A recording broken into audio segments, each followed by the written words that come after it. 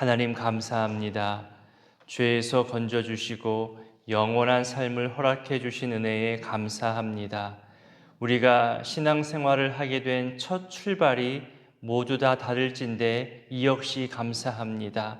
누군가는 모태에서 어릴 때부터 신앙의 가정에서 자라기도 했을 테고, 또 누군가는 어린 학생 시절 친구 따라 몇 번 교회에 나오다가 신앙을 갖게 되기도 했을 줄 압니다.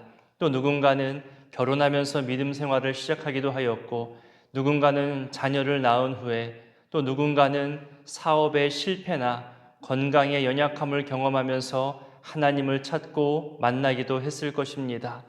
누군가는 어릴 때는 부모님 따라 친구 따라 교회에 왔지만 장성하여 자기 하나님을 경험하며 신앙생활에 열심을 내신 분들도 있을 것이고, 누군가는 나이 늦게 또 은퇴 이후에 교회에 나오기도 했을 것이라 생각합니다. 또 어떤 분은 인생의 마지막이 다가올 때에 죽음과 또 천국 소망을 갖고자 그렇게 늦게 예수 믿는 분들도 이 자리에 있을 줄 압니다. 전도대의 전도로 또 가족이나 친구의 권면으로 그렇게 예수 앞에 나온 참 다양한 모습들이 많습니다. 이렇게 저마다의 사정과 형편이 다 다름에도 예수 이름으로 불러주시고 주의 몸된 교회를 섬기며 헌신하게 하시니 하나님 감사드립니다.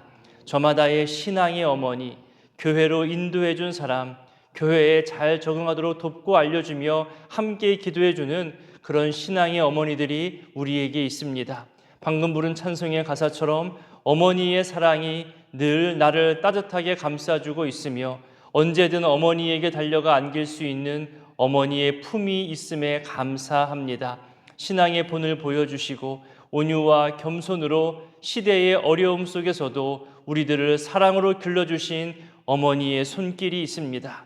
그런데 이제 내가 그 어머니의 역할을 해야 하는데 생각해 보면 우린 앞선 어머니 세대에 비해 늘 부족하고 게으르고 신앙도 연약해져만 갑니다. 다시금 힘내게 하시고 신앙의 어머니, 기도의 어머니, 섬김의 본을 보이는 모습으로 헌신하는 우리들의 신앙생활 되게 하옵소서. 하나님, 우리 가운데는 연로하신 어머니를 모시는 자녀들이 있습니다. 끝까지 지치지 않고 사랑으로 섬기는 모습 갖게 하시고 서로 간에 사랑을 표현할 때마다 함께 감사하며 미소 지을 수 있는 그런 부모 자녀 관계 되게 하옵소서. 진심으로 위로하며 찾아뵙고 연락하며 감사와 사랑을 표현할 줄 아는 우리 모습 되게 하옵소서. 하나님, 오늘 주사를 맞으며 치료하는 집사님이 있습니다. 후유증으로 시달리지 않게 하시고 속히 모든 병으로부터 벗어날 수 있도록 은혜 베풀어 주옵소서. 가까운 친척, 이웃의 죽음과 질병과 또 사고로 인해 함께 마음 아파하는 분들도 있습니다. 어려움을 당한 자들에게 찾아가 위로로 다가설 때에 이들의 모습이 따뜻한 위로가 되게 하시고 격려가 되게 하시고 이들을 통하여 함께 하시는 하나님 또한 발견하게 하옵소서. 오늘도 목장 모임과 또 예배로 모이기도 하고 또 주일을 준비하는 여러 손길들이 있습니다. 이번 주일에 교사대학으로 또 예배팀 세미나로도 모입니다. 준비하는 모든 과정부터 은혜가 되게 하시고 함께하는 시간을 통해서 하나님의 부르심과 하나님의 보내심과 하나님의 사용하심에 순종하며 결단하는 시간들 다 되게 하여 주옵소서. 이 새벽에도 하나님 앞에 감사함을 표현하고 1,000번째 예물로 또 3년의 소망과 간구로 내어드리는 모든 손길을 주님 기뻐 받아 주시옵소서. 이 시간 말씀으로 함께 하실 성령님을 의지하오며 예수님의 이름으로 기도드립니다. 아멘. 오늘 말씀은 열왕기 하 12장부터 15장까지의 말씀입니다. 열왕기하 12장부터 15장까지인데요. 이스라엘의 남북 역사들이 계속해서 바뀌어 나가면서 이름도 비슷한 이름이 많이 나오잖아요.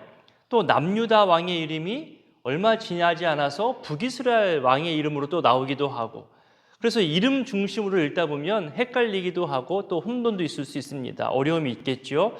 오늘도 12장부터 15장까지 남쪽 왕, 북쪽 왕, 또 같은 이름 번갈아 왔다 갔다 하면서 그 내용이 흐르는데요.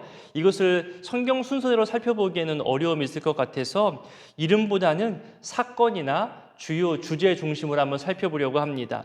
먼저 12장 1절부터 3절까지를 읽어보겠습니다. 예후의 제7년에 요아스가 왕이 되어 예루살렘에서 40년간 통치하니라. 그의 어머니의 이름은 시비아라. 브엘세바 사람이더라. 요아스는 제사장 여호야다가 그를 교훈하는 모든 날 동안에는 여호와 보시기에 정직히 행하였으되 다만 산당들을 제거하지 아니하였으므로 백성이 여전히 산당에서 제사하며 분향하였더라. 아멘. 한 왕이 등장하는 시기가 나오고 통치 기간을 언급하고 그가 여호와 앞에 정직하게 행했는지를 말해주죠. 이 구조가 왕이 바뀔 때마다 매번 똑같은 구조로 반복되어 소개됩니다.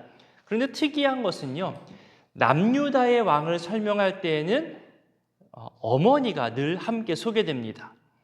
방금 읽은 1절에서도 어머니가 소개되고 있잖아요. 왜 어머니가 남유다 왕들을 소개할 때는 함께 언급되고 있을까요? 신앙 전승 때문입니다. 그리고 교육 때문인 거죠. 다윗의 길로 행하도록 알려주는 사람, 가르쳐주는 사람, 교사된 사람, 여호와 앞에서 그 말씀에 순종하며 정직하게 살아가도록 돕는 사람, 어머니의 역할이 중요함을 우리에게 알려주고 있습니다. 물론 다른 이유도 있겠죠. 다윗 혈통들이 왕으로 이어져 갈 때에 이 왕비들의 가문, 어머니들의 가문에 대해서 자연스럽게 또 자랑스럽게 등장시키고자 하는 그런 의도도 있을 것입니다. 하지만 중요한 것은 북이스라엘의 어떤 쿠데타나 신하들의 반역으로 왕이 되는 모습들과 달리 남유다는 다윗 왕조로만 계속 이어져 가잖아요. 그 옆에서 보이지 않게 신실하게 내조하며 또 자녀를 길러내고 세우고 있는 어머니의 신앙, 어머니의 교육이 중요하게 자리매김하고 있다는 것을 우리에게 알려주고 있습니다. 이것이 오늘날 우리에게 교훈이 되고 도전이 됩니다.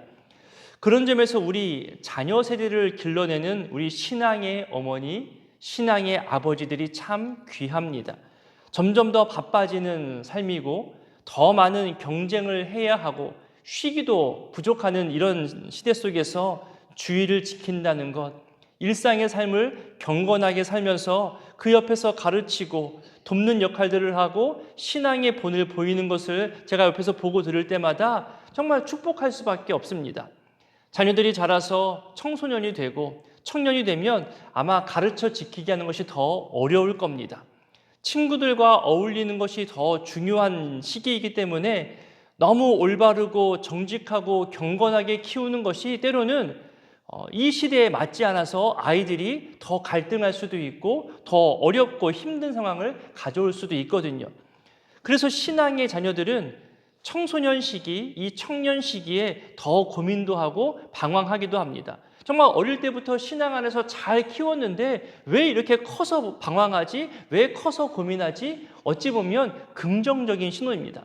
내가 신앙을 가졌기 때문에 이 시대 문화 속에서 고민하는 겁니다. 이 고민을 잘 이겨내면 청년이 되어도 군대를 갔다 와도 대학 생활과 직장 생활을 하면서도 여전히 신앙을 지켜낼 수 있는 신실한 사람으로 성숙해질 수 있는 겁니다.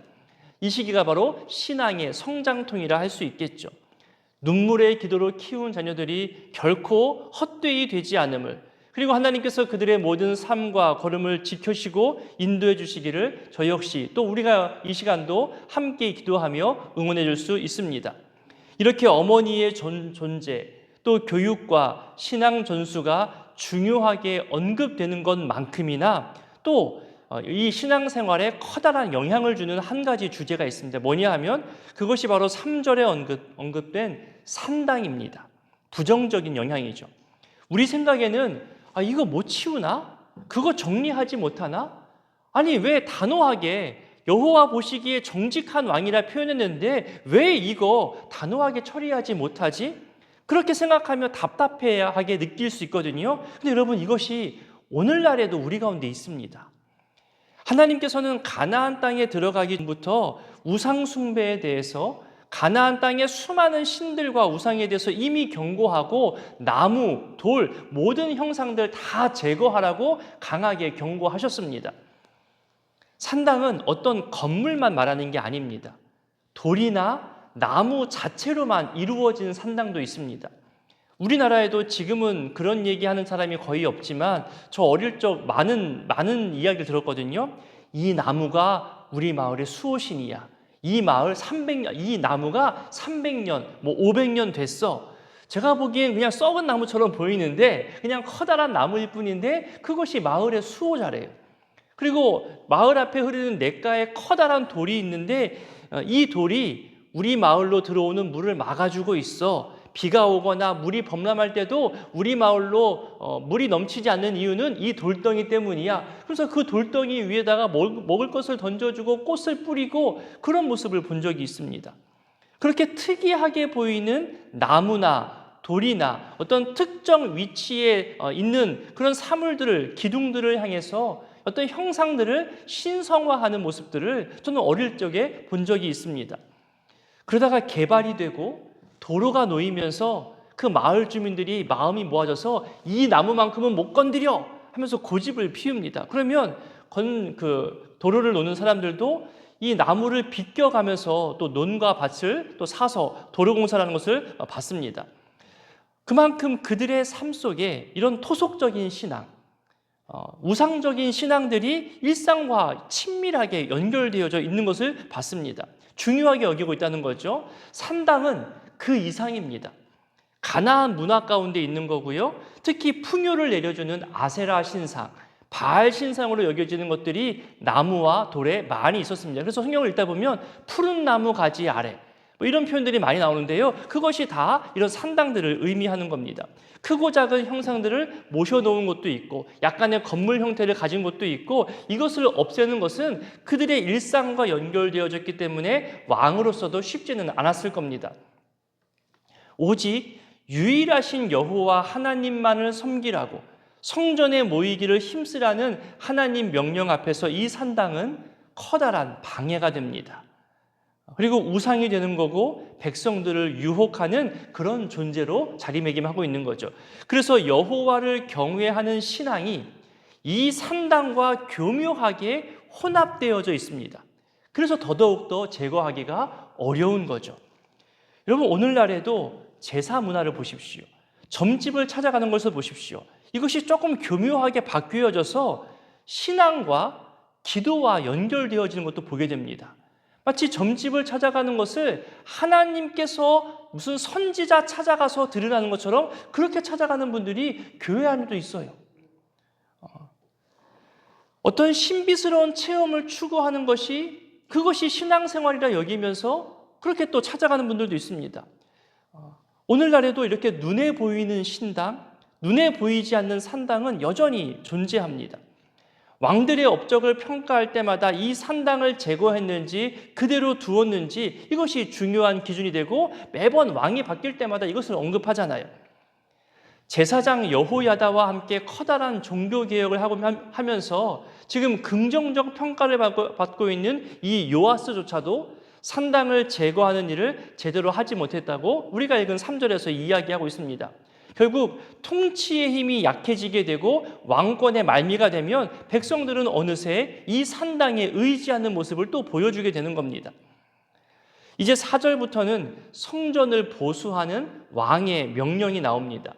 또 실제 그것을 이행하기 위해서 명령을 한 번 더 수정하기도 하죠. 조금 뒤로 가서 우리 14절과 15절을 같이 한번 읽어보도록 하겠습니다. 그 은을 일하는 자에게 주어 그것으로 여호와의 성전을 수리하게 하였으며 또 그 은을 받아 일꾼에게 주는 사람들과 회개하지 아니하였으니 이는 그들이 성실히 일을 하였음이라.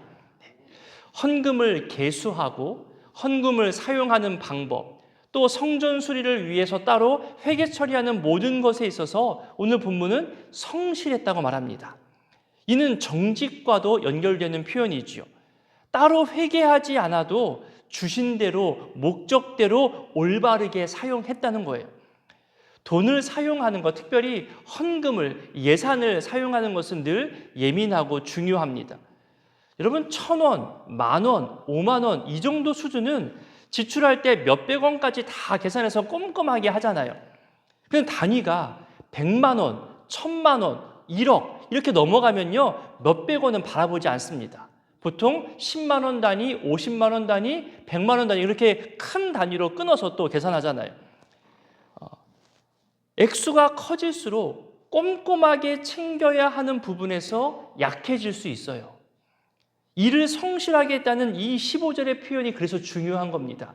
액수가 크든 작든 공사가 크든 작든 지극히 작은 부분까지 꼼꼼하게 세세하게 주신 헌금을 하나님의 목적에 맞게끔 사용하는 성실성과 정직성이 있다는 겁니다. 여러분 우리도 성전 건축과 미래를 위해서 또 성전 수리와 보수를 위해서 성축 헌금을 지금 따로 드리고 있습니다. 여러 목적 헌금도 있지요. 선교를 나가거나 또 미래준비국의 여름 행사를 할 때 교회에 크고 작은 일을 할 때마다 또 지진이라든가 전쟁이라든가 어려운 이웃과 해외 선교를 위해서 우리는 찬조하거나 후원하기도 합니다. 그것을 투명하게 공개하여 사용할 만큼 정직하게 성실하게 목적대로 사용하는 것이 중요합니다. 지금 잘하고 계십니다. 나는 익숙해서 이 정도만 정리하고 이 정도만 보고해도 충분하겠지 여길 수 있어요. 왜냐하면 나는 익숙하니까요. 하지만 이 회계 보고를 받는 사람들은 처음 보는 거잖아요. 그들도 이해할 수 있게끔 꼼꼼히 정리하는 것이 중요한 겁니다. 꼼꼼하게 자세하게 그렇게 기록하고 정리하고 잘못된 것에 대해서 또 이해하지 못하는 부분에 대해서는 얼른 수정하는 태도가 중요하거든요. 지금 이 왕과 제사장들이 그런 모습을 취하고 있습니다. 세상의 돈과 다르게 하나님께 드려진 거룩한 예물이기 때문에 함부로 사용해서도 안 되고 내 방식대로 사용해서도 안 됩니다. 몇 사람이 마음 모아 사용할 수 있는 것도 아닙니다. 늘 절차와 또 허락이 필요한 거죠. 조금 답답하고 오래 걸린다 할지라도 주간 부서와 또 협력해야 되는 것이고 결제와 허락과 승인 이런 절차도 늘 중요합니다. 주어진 예산 다 써야 되는 것도 아닙니다. 아껴야 되죠. 또 너무 예산을 아껴야 된다는 이유로 움츠려 있는 것도 또 잘못될 겁니다. 오늘 이 표현대로 따로 회개하지 않아도 될 만큼 평소의 사용, 평소의 모습이 그 목적과 용도에 맞게 투명하고 올바르게 잘 사용되어지는 모습을 우리 역시 좋은 본으로 여기고 좋은 본을 남겨주시기를 부탁드립니다. 이후로 남유다, 북이스라엘 왕이 계속 번갈아가면서 소개됩니다. 그 중에 엘리사의 마지막 모습, 그 죽음이 언급되는데요. 먼저 우리 13장 14절을 먼저 읽어보겠습니다. 읽습니다. 엘리사가 죽을 병이 들매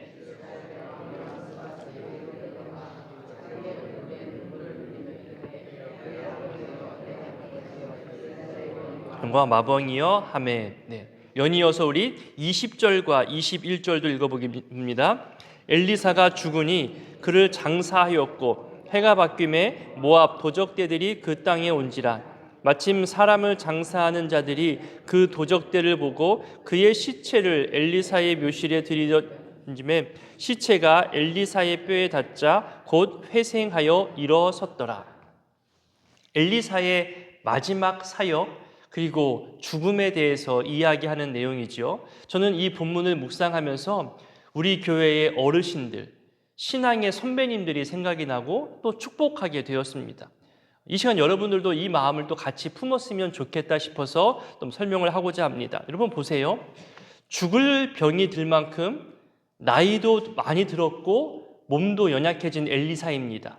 학자들이 추정하기를 지금 몇 살인지 나오지 않지만 약 80에서 90 그 정도 나이가 아닐까 추정합니다. 그렇게 평생을 하나님의 선지자로 이스라엘의 보호자 역할을 해온 겁니다.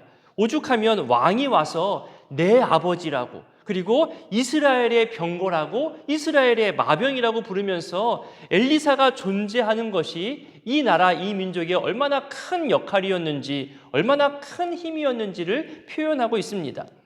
이 말은 나이가 들고 병들어도 여전히 그가 하나님의 일꾼으로 쓰임받고 있다는 것을 표현해 주는 말입니다.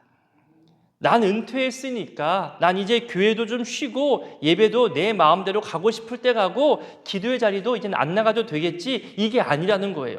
오히려 더 열심히 자리를 지키며 후배들에게 선한 본을 보이며 힘쓰는 모습, 이것이 우리 오늘날 신앙 선배님들의 모습이죠. 이 자리도 지금 몇십 년을 교회를 위해서 충성하신 분들이 은퇴했음에도 연약해진 가운데서도 새벽 제단과 모든 예배와 기도의 자리를 지키는 분들이 주변을 돌아보면 보이잖아요. 얼마나 귀한지 모릅니다. 게다가 엘리사는요, 죽은 후에도 죽은 자를 살리는 기적을 보여줍니다. 이것은 하나님의 뜻이고 내가 이렇게 너희를 회생시키겠다, 너희를 소생시키겠다는 하나님의 표현이거든요. 앞서 말씀드린 대로 은퇴, 질병, 나이 들어 연약해지는 것, 심지어 죽음 앞에 서는 것까지도 하나님을 향한 사랑과 교회를 향한 충성을 막을 수 없다는 거예요. 여러분의 남은 평생이 자녀손들에게, 그리고 우리 교회의 믿음의 후배들에게 계속해서 이렇게 선하고 정직하게 또 신실한 일꾼답게 충성하며 섬기는 하나님의 사람으로 기억될 수 있도록 끝까지 쓰임받는 인생 되기를 축복합니다. 이후 14장, 15장에도 계속 넘어가다 보면요, 남유다와 또 북이스라엘 왕들이 소개되고 간단한 업적들을 말합니다. 동일하게 반복되는 표현들이 많은데요, 처음 말씀드린 대로 어머니의 역할, 또 산당을 제거하지 못한 것, 여호와 보시기에 정직했는지 악했는지, 이런 기준으로 서술되는 내용들이 반복되어져서 표현되고 있습니다. 오늘의 이 본문들의 말씀들을 기억하며 기도하실 때요, 신앙을 전수하는 기도의 어머니, 그 역할을 해야 됨을 또 기억하며 기도했으면 좋겠고요. 교사의 역할을 감당하는 우리 부모님의 역할, 그리고 우리 미래준비국 선생님들을 위해서도 기도해 주셨으면 좋겠습니다. 더 바빠지고 더 피곤해지는 시대이지만 가정에서도 신앙의 삶을 본으로 보이며 자녀들에게 신앙을 물려줄 수 있기를, 그리고 녹슬어 버림받기보다는 닳아 없어지기까지 쓰임받는 그런 엘리사와 같은 충성스러운 쓰임받음이 또 우리 모두에게 있었으면 좋겠습니다. 교회의 재정, 교회의 예산을 사용함에 있어서 목적과 또 성실과 올바름으로 사용하는 그런 두려움과 떨림이 있기를 같이 기도해 주셨으면 좋겠습니다. 함께 주기도문으로 기도하겠습니다. 하늘에 계신 우리 아버지, 아버지의 이름을 거룩하게 하시며 아버지의 나라가 오게 하시며 아버지의 뜻이 하늘에서와 같이 땅에서도 이루어지게 하소서. 오늘 우리에게 일용할 양식을 주시고 우리가 우리에게 잘못한 사람을 용서하여 준 것 같이 우리 죄를 용서하여 주시고 우리를 시험에 빠지지 않게 하시고 악에서 구하소서. 나라와 권능과 영광이 영원히 아버지의 것입니다. 아멘. 12장.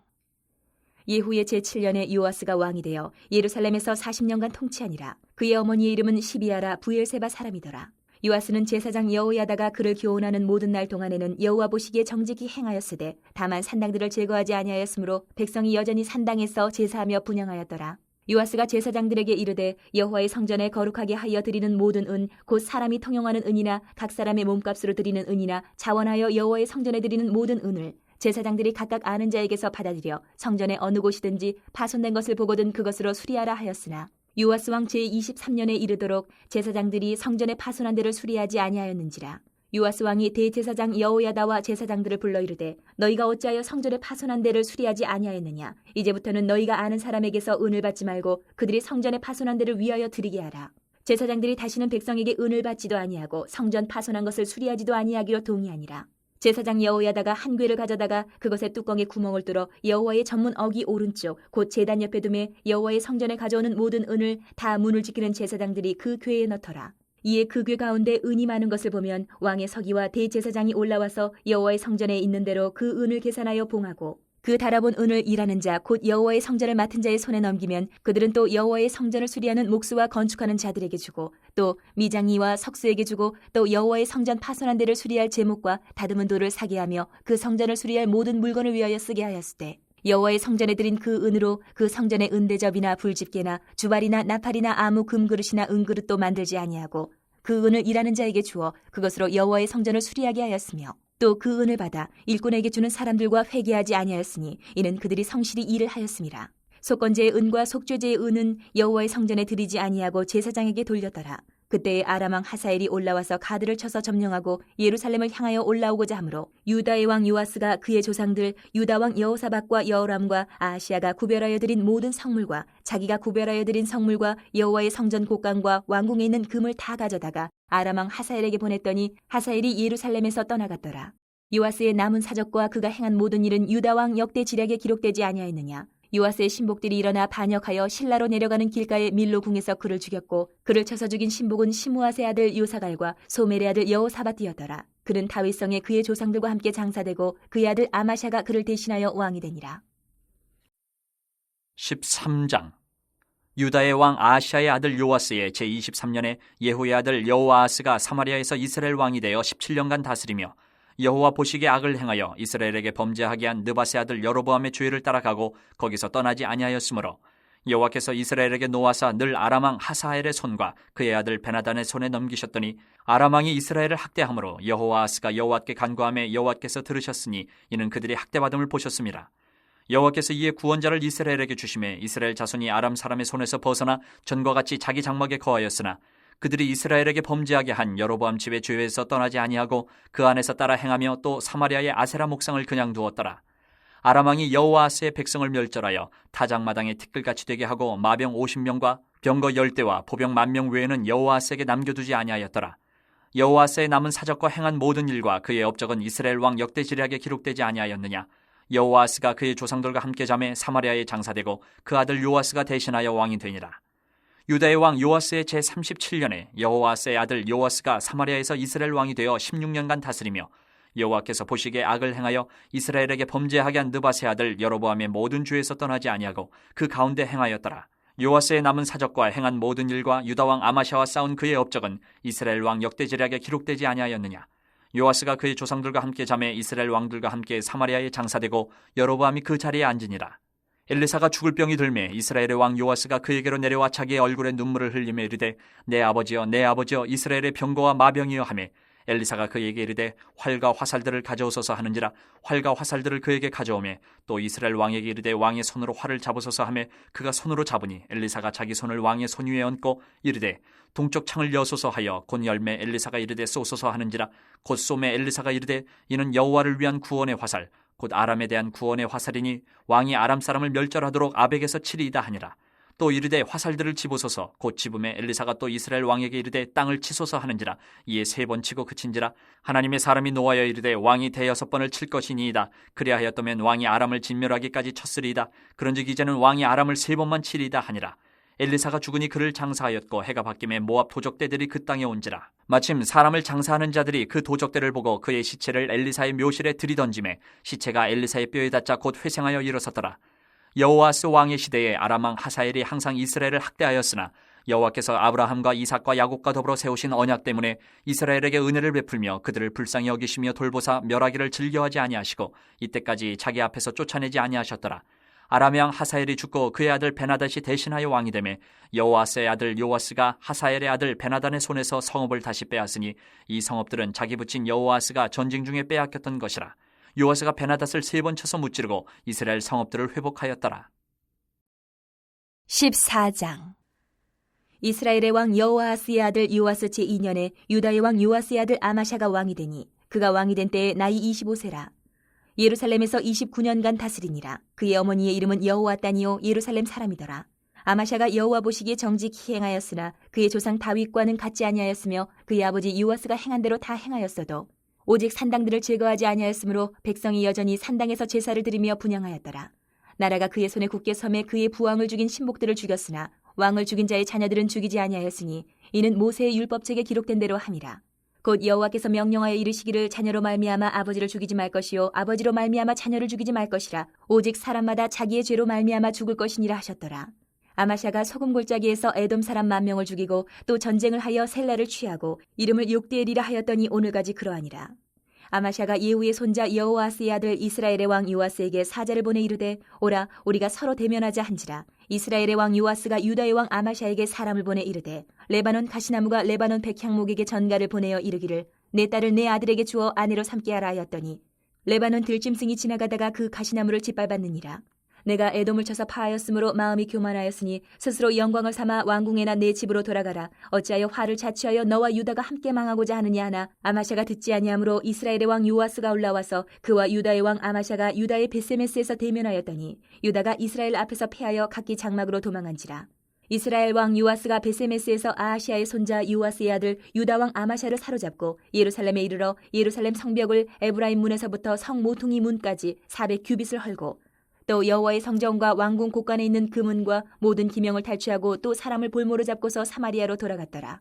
요아스의 남은 사적과 그의 업적과 또 유다의 왕 아마샤와 싸운 일은 이스라엘 왕 역대 지략에 기록되지 아니하였느냐. 요아스가 그의 조상들과 함께 잠에 이스라엘 왕들과 사마리아에 함께 장사되고 그의 아들 여로보암이 대신하여 왕이 되니라. 이스라엘의 왕 여호아하스의 아들 요아스가 죽은 후에도 유다의 왕 요아스의 아들 아마샤가 15년간을 생존하였더라. 아마샤의 남은 행적은 유다 왕 역대 지략에 기록되지 아니하였느냐. 예루살렘에서 무리가 그를 반역한 고로 그가 라기스로 도망하였더니 반역한 무리가 사람을 라기스로 따라보내 그를 거기서 죽이게 하고 그 시체를 말에 실어다가 예루살렘에서 그의 조상들과 함께 다윗성에 장사하니라. 유다 온 백성이 아사랴를 그의 아버지 아마샤를 대신하여 왕으로 삼으니 그때의 그의 나이가 16세라. 아마샤가 그의 조상들과 함께 잔 후에 아사랴가 엘랏을 건축하여 유다에 복귀시켰더라. 유다의 왕 요아스의 아들 아마샤 제15년에 이스라엘의 왕 요아스의 아들 여로보암이 사마리아에서 왕이 되어 41년간 다스렸으며 여호와 보시기에 악을 행하여 이스라엘에게 범죄하게 한 느밧의 아들 여로보암의 모든 죄에서 떠나지 아니하였더라. 이스라엘의 하나님 여호와께서 그의 종 가드 헤벨 아미떼의 아들 선지자 요나를 통하여 하신 말씀과 같이 여로보암이 이스라엘 영토를 회복하되 하맛 어기에서부터 아라바 바다까지 하였으니 이는 여호와께서 이스라엘의 고난이 심하여 매인자도 없고 노인자도 없고 이스라엘을 도울 자도 없음을 보셨고 여호와께서 또 이스라엘의 이름을 천하에서 없이 하겠다고도 아니하셨으므로 요아스의 아들 여로보암의 손으로 구원하심이었더라. 여로보암의 남은 사적과 모든 행한 일과 싸운 업적과 다메섹을 회복한 일과 이전에 유다에 속하였던 하맛을 이스라엘 왕 역대 지략에 기록되지 아니하였느냐. 여로보암이 그의 조상 이스라엘 왕들과 함께 자고 그의 아들 스가랴가 대신하여 왕이 되니라. 15장. 이스라엘 왕 여로보암 제27년에 유다 왕 아마샤의 아들 아사랴가 왕이 되니 그가 왕이 될 때의 나이가 16세라. 예루살렘에서 52년간 다스리니라. 그의 어머니의 이름은 여골리아라. 예루살렘 사람이더라. 아사랴가 그의 아버지 아마샤의 모든 행위대로 여호와 보시기에 정직히 행하였으나 오직 산당은 제거하지 아니하였으므로 백성이 여전히 그 산당에서 제사를 드리며 분향하였고 여호와께서 왕을 치셨으므로 그가 죽는 날까지 나병 환자가 되어 별궁에 거하고 왕자 요담이 왕궁을 다스리며 그 땅의 백성을 치리하였더라. 아사랴의 남은 사적과 행한 모든 일은 유다 왕 역대 지략에 기록되지 아니하였느냐. 아사랴가 그의 조상들과 함께 잠에 다윗성에 그의 조상들과 함께 장사되고 그의 아들 요담이 대신하여 왕이 되니라. 유다의 왕 아사랴의 제38년에 여로보암의 아들 스가랴가 사마리아에서 6달 동안 이스라엘을 다스리며 그의 조상들의 행위대로 여호와 보시기에 악을 행하여 이스라엘로 범죄하게 한 느밧의 아들 여로보암의 죄에서 떠나지 아니한지라. 야벳의 아들 살룸이 그를 반역하여 백성 앞에서 쳐 죽이고 대신하여 왕이 되니라. 스가랴의 남은 사적은 이스라엘 왕 역대 지략에 기록되니라. 여호와께서 예후에게 말씀하여 이르시기를 내 자손이 4대 동안 이스라엘 왕위에 있으리라 하신 그 말씀대로 과연 그렇게 되니라. 유다 왕 우시야 제39년에 야벳의 아들 살룸이 사마리아에서 왕이 되어 한 달 동안 다스리니라. 가디의 아들 무나헴이 디르사에서부터 사마리아로 올라가서 야벳의 아들 살룸을 거기에서 쳐 죽이고 대신하여 왕이 되니라. 살룸의 남은 사적과 그가 반역한 일은 이스라엘 왕 역대 지략에 기록되니라. 그때 무나헴이 디르사에서 와서 딥사와 그 가운데 있는 모든 사람과 그 사방을 쳤으니 이는 그들이 성문을 열지 아니하였음이라. 그러므로 그들이 그것을 치고 그 가운데 아이벤 분열을 갈랐더라. 유다 왕 아사랴 제39년에 가디의 아들 무나헴이 이스라엘 왕이 되어 사마리아에서 10년간 다스리며 여호와 보시기에 악을 행하여 이스라엘로 범죄하게 한 느밧의 아들 여로보암의 죄에서 평생 떠나지 아니하였더라. 아수르 왕 불이 와서 그 땅을 치려하며 무나헴이 은 1000달란트를 불에게 주어서 그로 자기를 도와주게 함으로 나라를 자기 손에 굳게 세우고자 하여 그 은을 이스라엘 모든 큰 부자에게서 강탈하여 각 사람에게 은 50세겔씩 내게 하여 아수르 왕에게 주었더니 이에 아수르 왕이 되돌아가 그 땅에 머물지 아니하였더라. 무나헴의 남은 사적과 그가 행한 모든 일은 이스라엘 왕 역대 지략에 기록되지 아니하였느냐. 무나헴이 그의 조상들과 함께 자고 그의 아들 부가히야가 대신하여 왕이 되니라. 유다의 왕 아사랴 제50년에 무나헴의 아들 부가히야가 사마리아에서 이스라엘 왕이 되어 2년간 다스리며 여호와께서 보시기에 악을 행하여 이스라엘로 범죄하게 한 느밧의 아들 여로보암의 죄에서 떠나지 아니한지라. 그 장관 르말라야의 아들 베가가 반역하여 사마리아 왕궁 호이소에서 왕과 아르곱과 아리엘을 죽이되 길라 사람 50명과 더불어 죽이고 대신하여 왕이 되었더라. 부가히야의 남은 사적과 그가 행한 모든 일은 이스라엘 왕 역대 지략에 기록되니라. 유다의 왕 아사랴 제52년에 르말라의 아들 베가가 이스라엘 왕이 되어 사마리아에서 20년간 다스리며 여호와께서 보시기에 악을 행하여 이스라엘로 범죄하게 한 느밧의 아들 여로보암의 죄에서 떠나지 아니하였더라. 이스라엘 왕 베가 때에 아수르 왕 디글라벨레셀이 와서 이온과 아벨렛 마아가와 야너와 게데스와 하솔과 길랏과 갈릴리와 납달리 온 땅을 점령하고 그 백성을 사로잡아 아수르로 옮겼더라. 우시아의 아들 요담 제20년에 엘라의 아들 호세아가 반역하여 르말라의 아들 베가를 쳐서 죽이고 대신하여 왕이 되니라. 베가의 남은 사적과 그가 행한 모든 일은 이스라엘 왕 역대지략에 기록되니라. 이스라엘의 왕 르말라의 아들 베가 제2년에 유다 왕 우시아의 아들 요담이 왕이 되니 나이가 25세라. 예루살렘에서 16년간 다스리니라. 그의 어머니의 이름은 여루사라. 사독의 딸이더라. 요담이 그의 아버지 우시아의 모든 행위대로 여호와께서 보시기에 정직히 행하였으나 오직 산당을 제거하지 아니하였으므로 백성이 여전히 그 산당에서 제사를 드리며 분향하였더라. 요담이 여호와의 성전의 윗문을 건축하니라. 요담의 남은 사적과 그가 행한 모든 일은 유다 왕 역대지략에 기록되지 아니하였느냐. 그때 여호와께서 비로소 아람 왕 르신과 르말라의 아들 베가를 보내어 유다를 치게 하셨더라. 요담이 그의 조상들과 함께 자매 그의 조상 다윗성의 조상들과 함께 장사되고 그 아들 아하스가 대신하여 왕이 되니라.